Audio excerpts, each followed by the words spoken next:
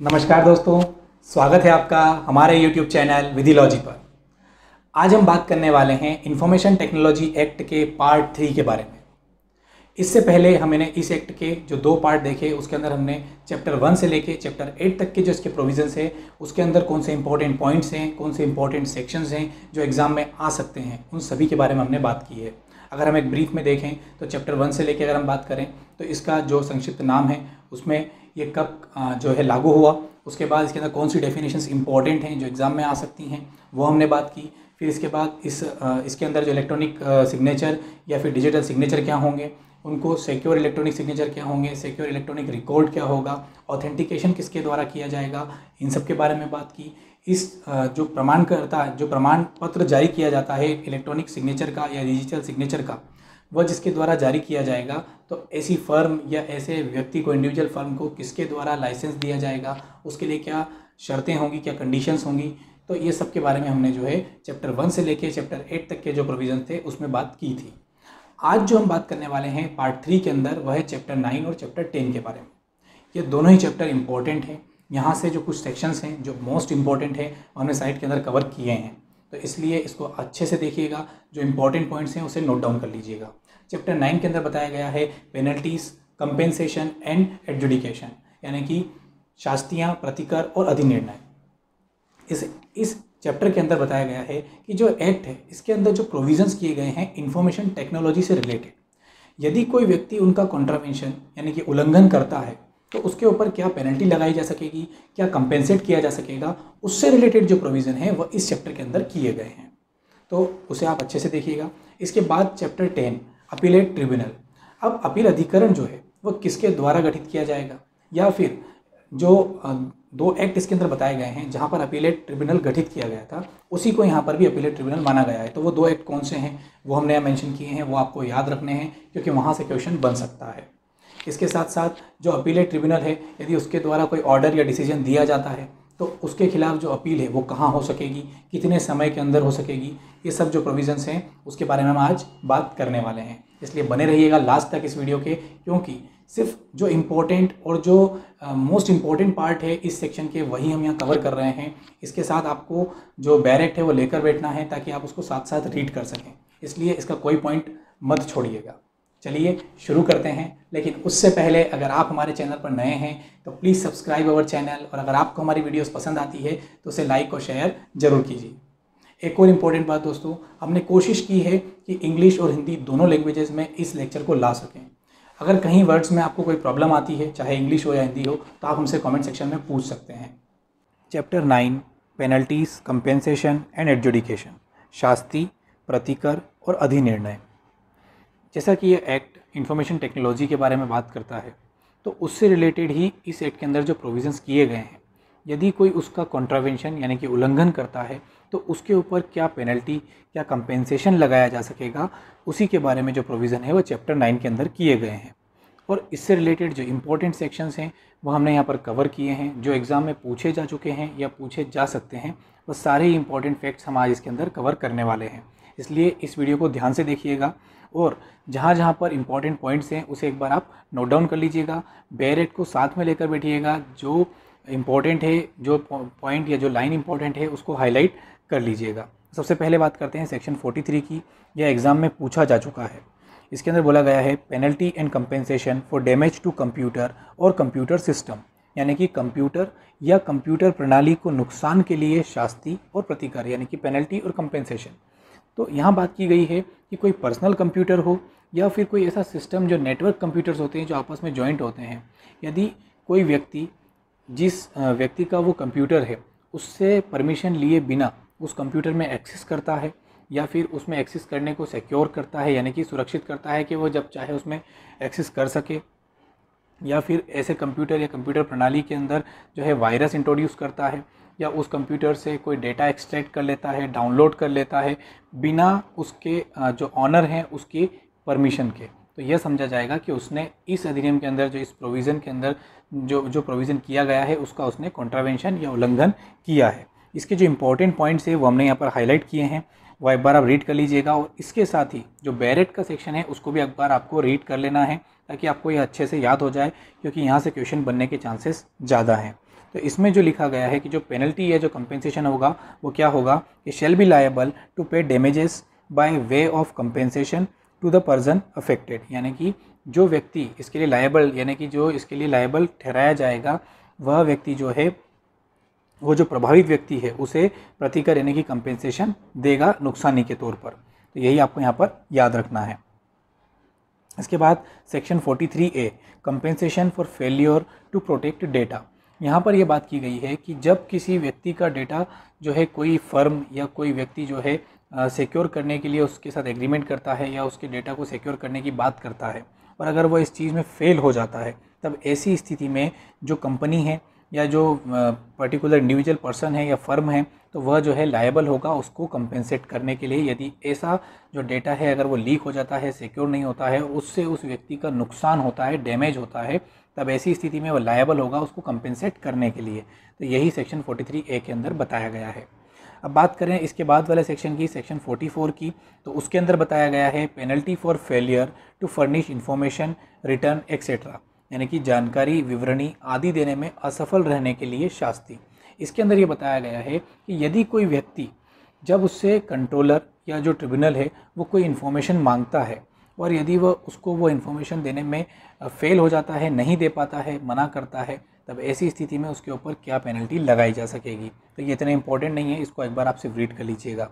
इसके बाद वाला सेक्शन हम देखते हैं सेक्शन 45 रेसिडुअरी पेनल्टी, यानी कि अवशिष्ट शास्ति। वह क्या होगी उसके बारे में इसके अंदर बताया गया है कि ऐसी शास्ति जिसमें ये बताया जाता है कि जो इस अधिनियम के अंदर किसी उल्लंघन के लिए यानी किसी कॉन्ट्रावेंशन के लिए अगर कहीं पर भी कोई पेनल्टी या जो कंपेंसेशन है वो उपबंध नहीं किया गया है, तब ऐसी स्थिति में उस उल्लंघन के लिए जो है नॉट मोर देन 25,000 यानी कि 25,000 रुपये तक की पेनल्टी लगाई जा सकेगी। बस इतना ही आपको याद रखना है कि अगर कहीं पर भी प्रोविज़न नहीं है तो ऐसी स्थिति में ऐसे कॉन्ट्रावेंशन या उल्लंघन के लिए जो पेनल्टी होगी वो 25,000 से अधिक नहीं होगी। सेक्शन 46 यह भी एग्ज़ाम में पूछा जा चुका है, इसलिए इसको आपको अच्छे से रीड करना है, यहाँ से क्वेश्चन रिपीट हो सकता है। इसमें बताया गया है पावर टू एडजुडिकेट, यानी कि न्याय निर्णयन करने की शक्ति। तो ये किसके पास होगी, इसको नियुक्त कौन करेगा, अपॉइंट कौन करेगा, उसके बारे में जो प्रोविज़न है वो यहाँ पर किए गए हैं।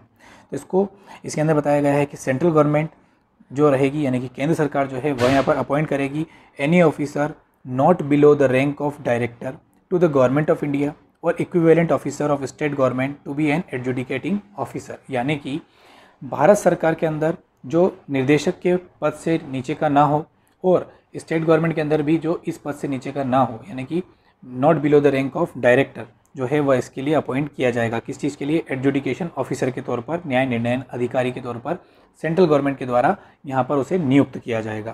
तो यह पॉइंट आपको एक तो याद रखना है कि किससे नीचे का नहीं होना चाहिए, डायरेक्टर से नीचे की पंक्ति का नहीं होना। किसके द्वारा नियुक्त किया जाएगा, सेंट्रल गवर्नमेंट के द्वारा। इसके साथ ही यह जो न्याय अधिकारी नियुक्त किया जाएगा वह मैटर ऐसे मामलों को जो है सुन सकेगा इन विच क्लेम फॉर इंजुरी और damage does not exit ₹5 crore, यानी कि 5 करोड़ तक के जो मामले हैं वह जो है न्याय निर्णय अधिकारी जो है वह यहाँ पर सुन सकेगा।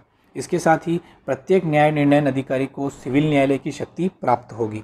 इसके साथ साथ आप जो स्लाइड के अंदर देख पा रहे होंगे कि जो इंपॉर्टेंट पॉइंट्स है वो हमने यहाँ पर लिख दिए हैं, तो इसको आपको अच्छे से याद कर लेना है, नोट कर लेना है, क्योंकि ये जो हमने यहाँ पर लाइंस लिखी हैं इसमें से एक या दो जो क्वेश्चन हैं वो बनने के चांसेस पूरे हैं। तो इसमें लिखा गया है कि जो इसके समक्ष की जो कार्रवाई होगी वह आईपीसी इंडियन पेनल कोड 1860 की सेक्शन 193 एंड 228 के अंतर्गत न्यायिक कार्रवाई समझी जाएगी। तो ये आपको राइट डाउन कर लेना है कि कौन से सेक्शन के अंदर, आईपीसी के 193 और 228 के अंदर न्यायिक कार्रवाई समझी जाएगी। यही सेम टू सेम जो लाइन है ये नेक्स्ट सेक्शन में एक और जगह पर आने वाली है, इसलिए इसको आप यहीं पर राइट डाउन कर लीजिएगा। सीआरपीसी की सेक्शन 345 और 346 के प्रयोजनार्थ सिविल न्यायालय से समझा जाएगा और सीपीसी यानी कि सिविल प्रोसीजर कोड 1908 के ऑर्डर 21 के प्रयोजनों के लिए सिविल न्यायालय समझा जाएगा।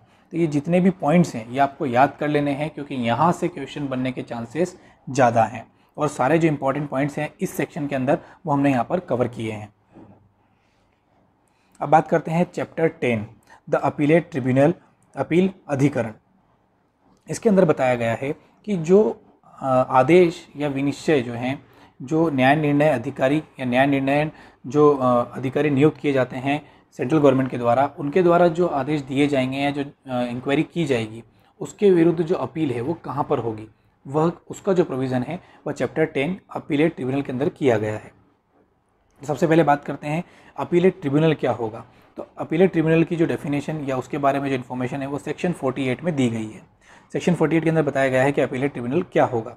इसमें लिखा गया है the telecom dispute settlement and appellate tribunal established under section 14 of the telecom regulatory authority of India act 1997 shall on and from the commencement of part 14 of chapter 6 of the Finance Act 2017 be the appellate tribunal for the purpose of this act।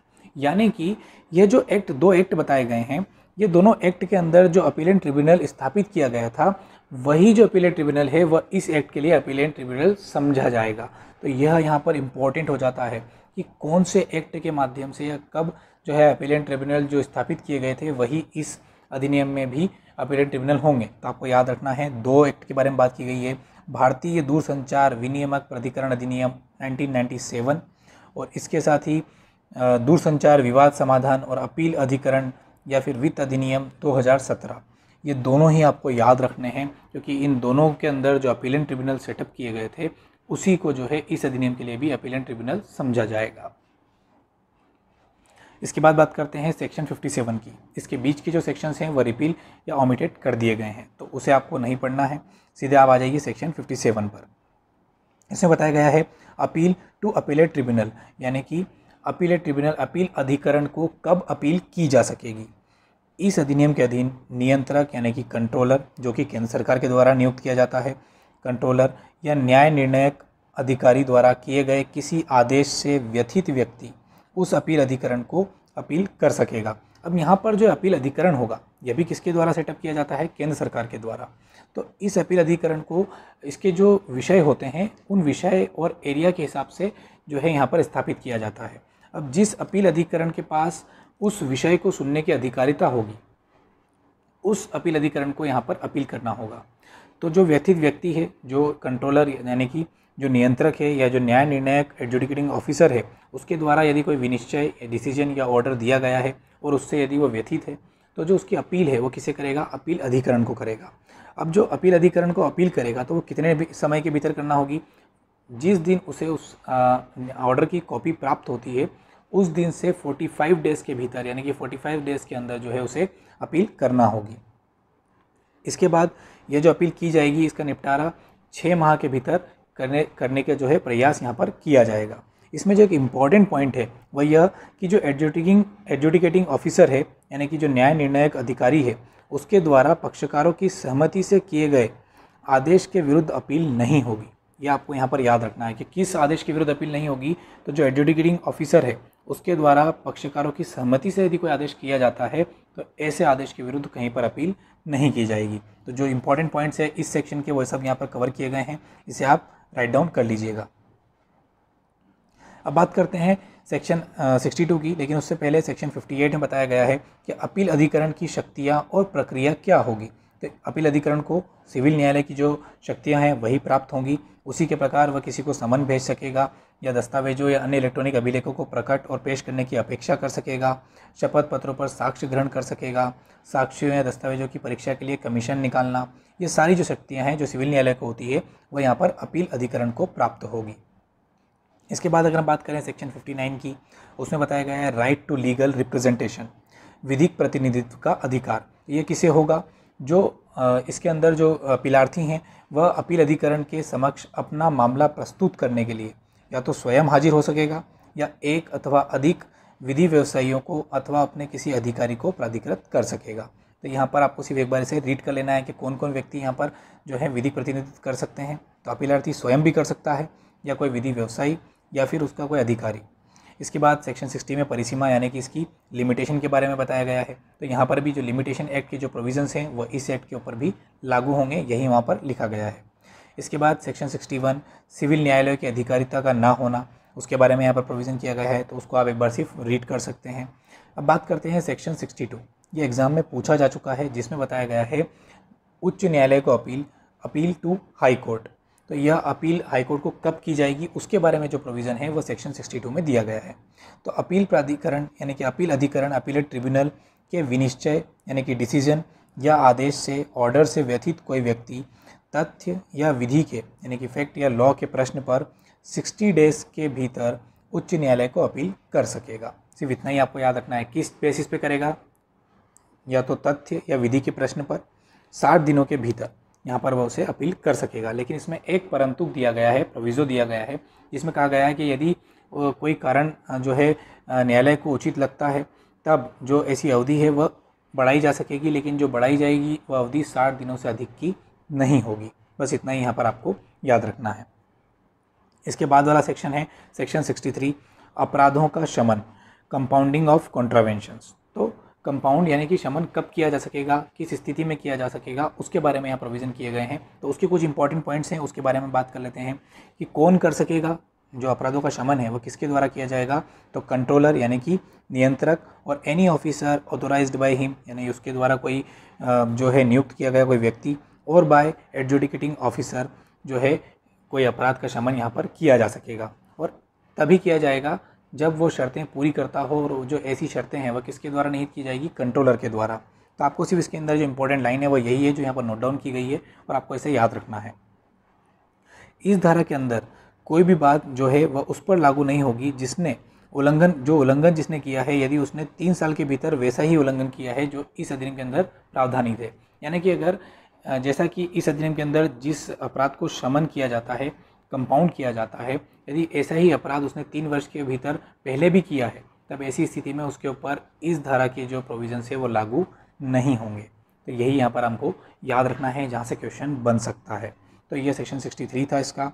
इसके बाद इसके अंदर section 64 दिया गया है, जिसमें बताया गया है रिकवरी ऑफ पेनल्टी और कंपेंसेशन, यानी कि शास्ति या प्रतिकर की वसूली कैसे की जाएगी। तो यहाँ पर सिर्फ एक ही इंपॉर्टेंट लाइन है जो आपको याद रखनी है कि इसकी जो वसूली है वह यदि कोई संदाय नहीं करता, यानी कि अगर कोई नहीं देता है कोई कंपेंसेशन या जो पेनल्टी उसके ऊपर लगाई गई है, तब ऐसी स्थिति में भू राजस्व के बकाया के रूप में उससे वसूली की जा सकेगी। तो यही एक इम्पॉर्टेंट लाइन है जो आपको यहाँ पर याद रखना है। और इसके साथ ही जो लाइसेंस या इलेक्ट्रॉनिक सिग्नेचर सर्टिफिकेट है वह शास्ति का संदाय किए जाने तक निलंबित रखा जाएगा, यानी कि सस्पेंड उसे रखा जाएगा। तो ये कुछ इंपॉर्टेंट फैक्ट्स थे इसके। तो ये आपका चैप्टर 9 और 10 यहाँ पर जो है ख़त्म हो जाता है। इसके बाद वाले यानी कि चैप्टर 11, 12 और 13 और नेक्स्ट वीडियो में हम इसे जो है फिनिश कर देंगे। तो इसके जो इम्पोर्टेंट पार्ट्स हैं वही हमने यहाँ पर कवर किए हैं। इसके साथ साथ आप बेयर एक्ट को ज़रूर रीड करें, उससे ये होगा कि आपको इस एक्ट के अंदर अच्छा कॉन्फिडेंस बिल्डअप हो जाएगा, और इससे जो भी क्वेश्चन बनेंगे वो आप आसानी से कर पाएंगे। इससे रिलेटेड अगर आपको और कोई डाउट है तो आप हमसे कमेंट सेक्शन में पूछ सकते हैं। यह वीडियो आपको कैसा लगा हमें ज़रूर बताइएगा कमेंट सेक्शन के अंदर। Thank you for watching. Please like, share and subscribe.